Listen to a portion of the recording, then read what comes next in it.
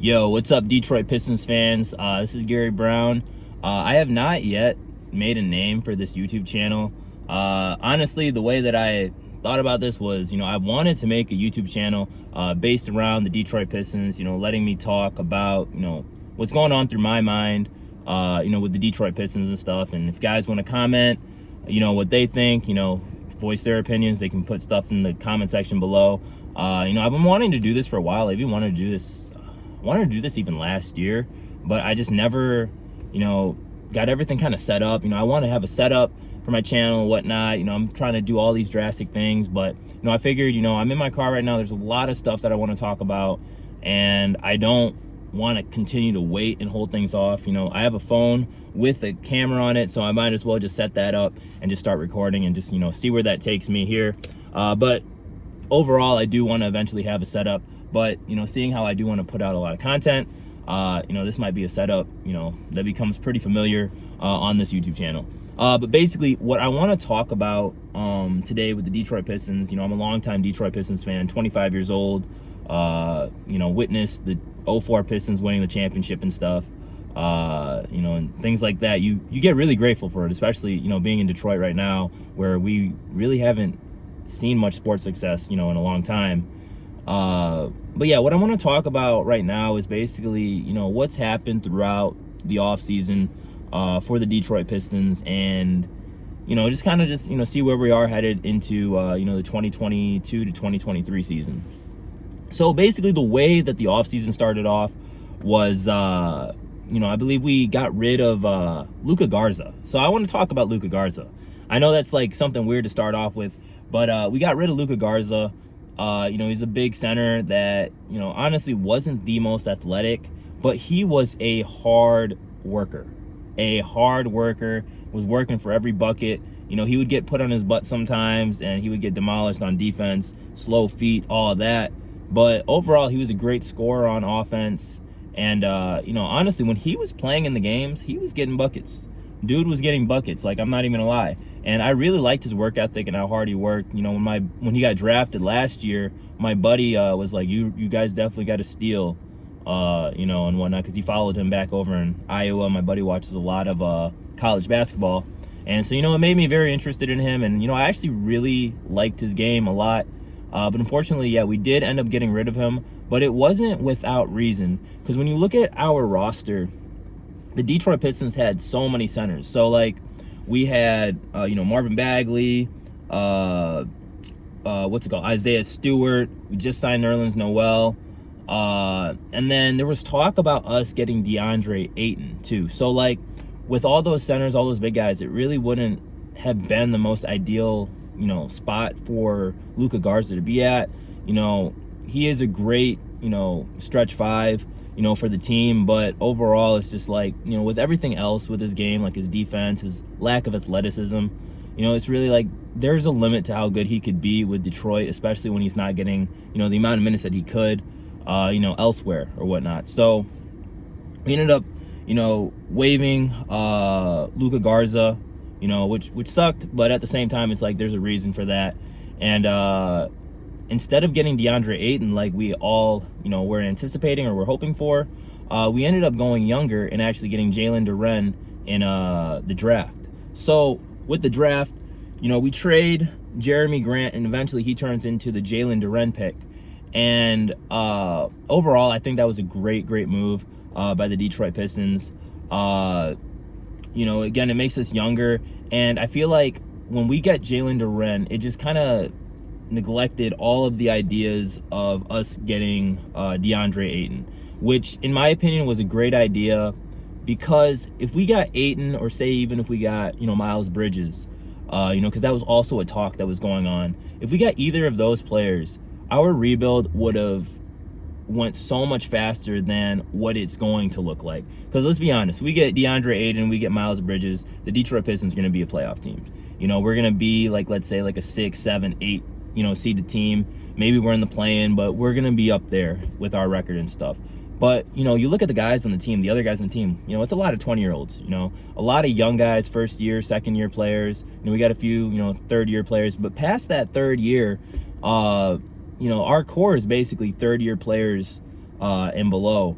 And you don't really want to rush that, put them in a position where they're in the playoffs and, they're in a position where they're just not going to win. We become like a mediocre team. We get to the playoffs. We don't really do much noise, but at the same time, we also don't get a pick, a really high pick, which is something that I'm really looking forward to. I hope we really do get another good pick this coming season. But yeah, just by rushing the rebuild, you see teams like Charlotte who give minutes to guys like Terry Rozier over, LaMelo Ball, and that hinders, LaMelo's development and stuff. Terry Rozier is a great player, but, why push to try to be a deep running, playoff team when you still have guys that still have yet to develop? You're kind of just, pushing it, making it go by too fast. Whereas the Pistons, it seems like, we've accepted that we are a rebuilding team. We're taking it slow, finding all the pieces that fit together, guys that have, like-minded,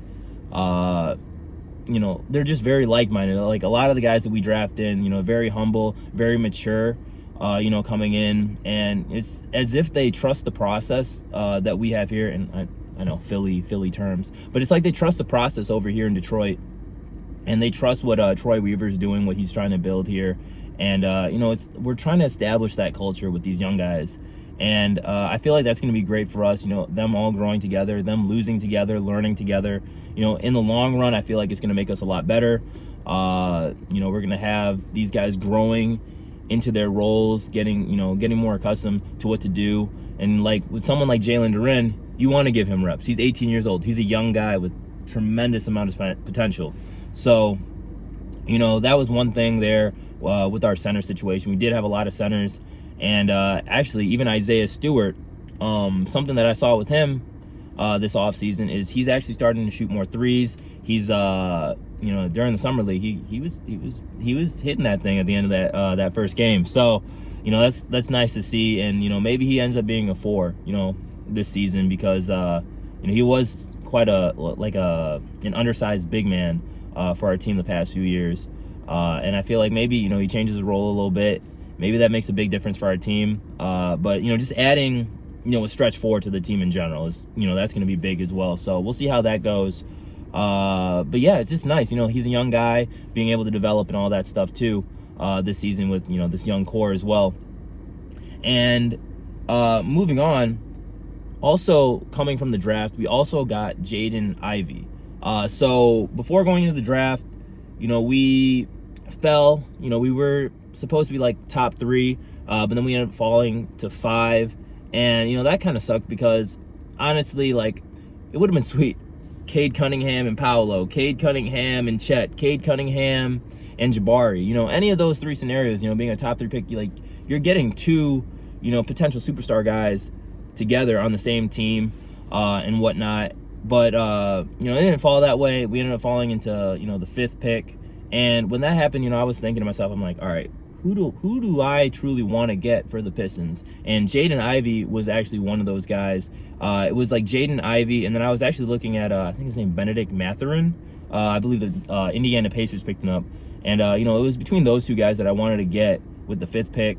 I was more so leaning toward Benedict because I didn't think that Jaden Ivey was actually going to fall to 5. But he ended up falling to 5 because Sacramento just isn't that appealing, and I am not mad about that. I'm actually completely happy that he fell to 5. And yeah, just watching him throughout the summer league, he only played like 5 quarters, not even that, not even 5 quarters.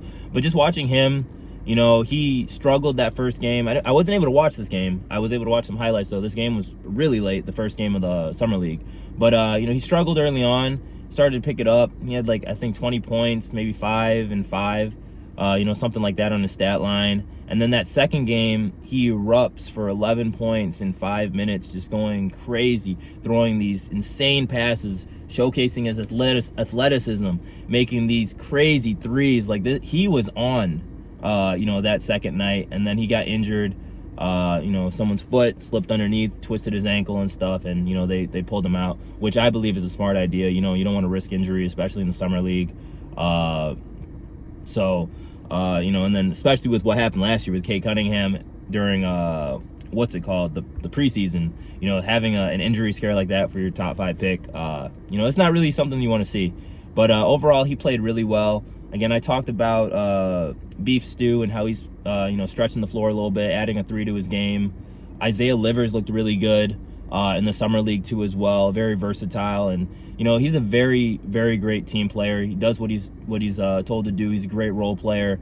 Honestly, I think he's going to fit in really well with this Pistons team, especially going into his second year. And then who else is there to speak about from summer league? Killian Hayes. Killian Hayes played a little bit, I think, in that first game. I didn't really get to see much. Again, I only watched highlights, but I'm kind of curious to see how he does in the coming season. Honestly, I feel like he probably should have played more games in the summer league just to kind of get his just to kind of get a little bit more confident out there, kind of build up a shot, just showcase what he can do offensively and stuff. He can pass the ball pretty well. He's got pretty decent defense, but when it comes to scoring, it's that's something that I feel like he needs to at least be averaging like 10 to 15 points a game or something like that. Be able to put the ball in the basket, when needed to, especially since he can be, one of the ball handlers on the team. But just seeing how summer league went, how free agency went, and whatnot, and just how the draft went. I'm pretty satisfied with what's going on here in Detroit. You have a nice young core with Cade, Cunningham, and Jaden Ivey running the backcourt, for the foreseeable future. I believe that's going to be a great backcourt for the Detroit Pistons.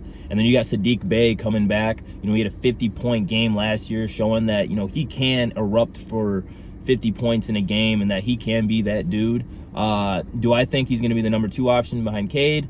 I actually think Jaden Ivey is going to be that dude. But Saddiq is going to be, a solid 3rd option for the Detroit Pistons. And, I'm not mad about that, especially for these, upcoming years. Maybe things happen later on down the line. We sign, a big-time free agent, and he moves down to 4. But you have Saddiq Bey as your 4th option. I can't be mad about that, So Saddiq Bey, I'm looking forward to his next season. I believe this would be his 3rd season. And then, you get Isaiah Stewart, Marvin Bagley.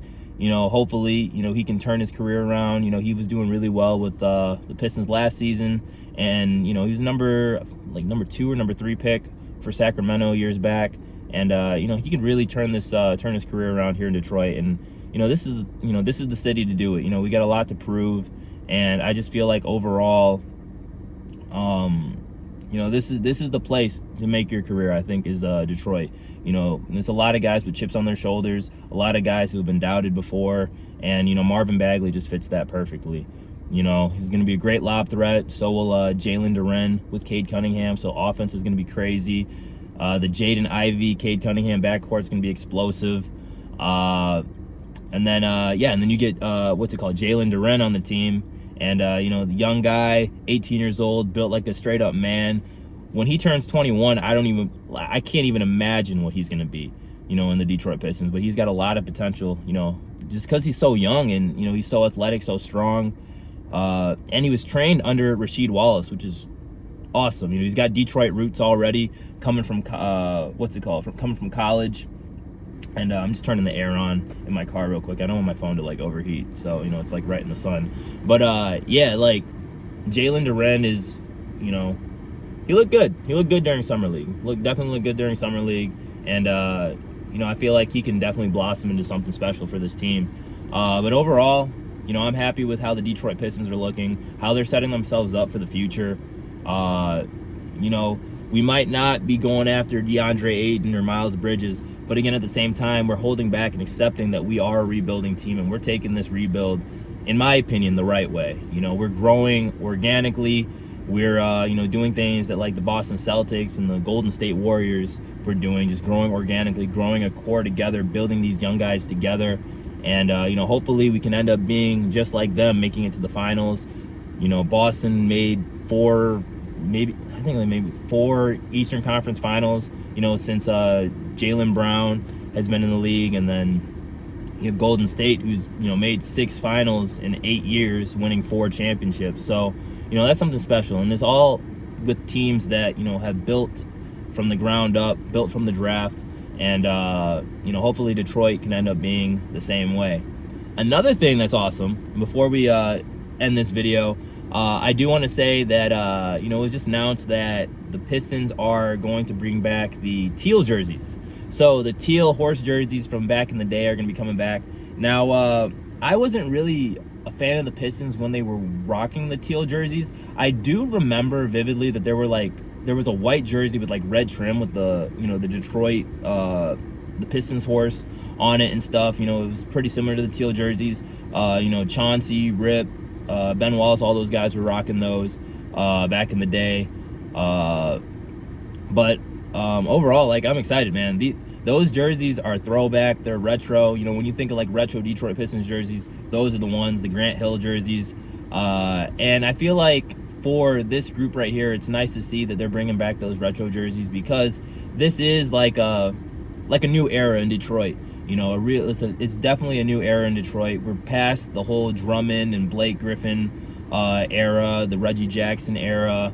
We're past that. We're way past the Richard Hamilton and Chauncey Billups, Ben Wallace, Rasheed Wallace era. And I feel like now is the time, we get these these throwback jerseys, bring it back to a fun time in Detroit Pistons history. Because I feel like this team, although we probably won't win a championship this year, we probably won't even be a playoff team. Maybe we'll make the play-in. Who knows? We'll probably be like right in that area. And although we won't be winning anything huge this season, at least we have something to look forward to. We get an exciting young core, exciting young team. Probably going to play a very fast pace, and then you add in these jerseys. That kind of gets the fans excited, and I feel like that's something huge. Detroit needs something like this. Detroit needs something that catches the attention of the fans, and this is the start of a rebuild, or we're in the midst of a rebuild right now, and just getting as many people on board before it comes too late. Before we just become a bandwagoner. But overall, I'm excited to see what's in store for the Detroit Pistons. But anyways, thank you guys for watching this video. I'm going to end this here. Please hit that subscribe button if you haven't already. I definitely want to grow this channel. Definitely want to, build this up and continue to make videos throughout the off season and then going into the actual season. But overall, I'm happy with how the Detroit Pistons are looking, how this off season is looking. There will be more videos coming out. So yeah, hit that subscribe button. Thank you guys for watching. I'll see you guys next time. Peace.